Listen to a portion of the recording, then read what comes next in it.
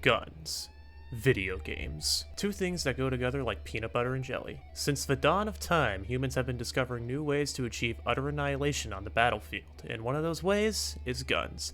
And as a red-blooded American, weapons are a common pastime, and okay, I'll drop the sarcasm. FPS games are without a doubt my favorite type of game genre. Games like Call of Duty, Halo, Fallout, and of course my personal favorite you should all know by now, ethnic cleansing. But as we all know, nothing good lasts forever, and that goes for weapons. You can't just shoot forever and eventually you'll need to reload, which is what I want to talk about today. The first video game with reload animations is Doom 2 from 1994, and when I say reload animations, what I mean is one gun. That's right, there's one gun with a reload animation. The Super Shotgun would play a reload animation every time you fired it, where it would load 2 shells back into the gun. I'm sure this was mainly done for balancing reasons due to how powerful it is and how it would be broken if you could just free fire it without any penalty. Most FPS games during the 90s would just do the classic no reloads at all method, or with a set amount of ammo you could fire, or in the case of GoldenEye, just putting the gun back in your pants and pulling out a new one. But in 1998, everything would change when Half-Life reached the PC video game market. Not only did Half-Life revolutionize FPS games, but it also paved the way for reload animations in video games as a whole. Half-Life was all about immersing you into its world, and what better way to immerse the player than by putting them into a dangerous spot to reload their guns.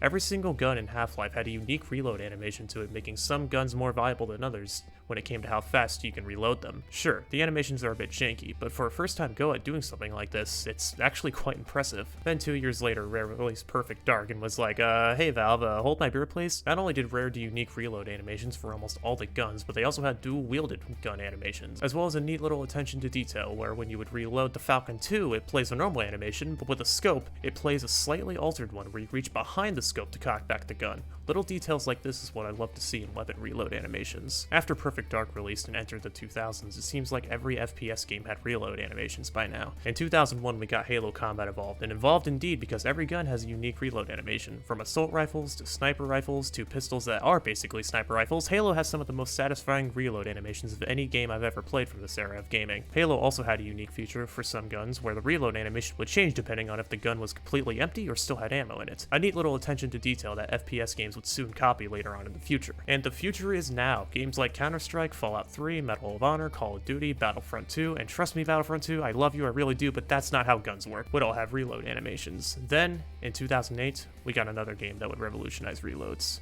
Far Cry 2. When Ubisoft was making this game, they wanted to focus on realism, so naturally the guns needed to act realistic too. In turn, we got some of the most amazing and satisfying reload animations so far, but Far Cry 2 has another card up its sleeve. Weapon jamming. Not only do your reloads have animations, but so do them breaking down and not functioning. It adds to the realism factor, and if you thought reloading was putting you in a bad spot, how about your gun doing the equivalent of going to a store real quick to get Newports? However, after Far Cry 2, there really wasn't another attempt to make another game like it in the realism department. Over the years, we would still see satisfying reloads in games like Call of Duty and Battlefield. Hell, in 2015, we got Battlefield Hardline and its secret reload animations that are hilarious and cool, no doubt. Then, in 2018, we got Red Dead Redemption 2, which I believe was the start of the realism era for video game reloads. The weapons in Red Dead were full of detail and realism. Well, for the most part.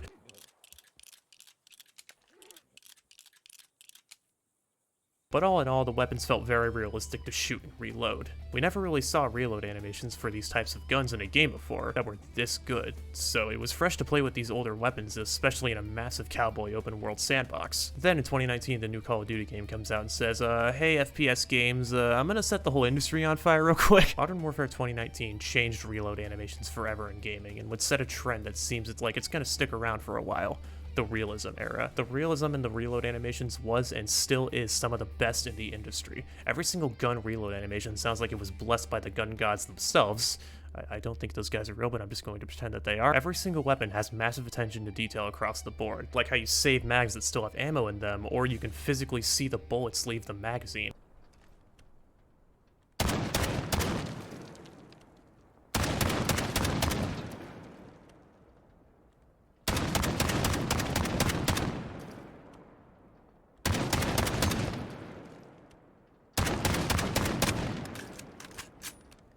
There's even unique reload animations for the sleight of hand perk as well as aiming down sights. This game's reload animations were so crisp that there are people that are trying to import these animations into other great games to give them an entirely different feel. Then after Modern Warfare 2019, we got Modern Warfare 2 2022, and goddammit these names are awful, which would somehow make the animations from the first reboot look like child's play in comparison. Some weapons like the revolver have 6 different animations entirely, all for one gun.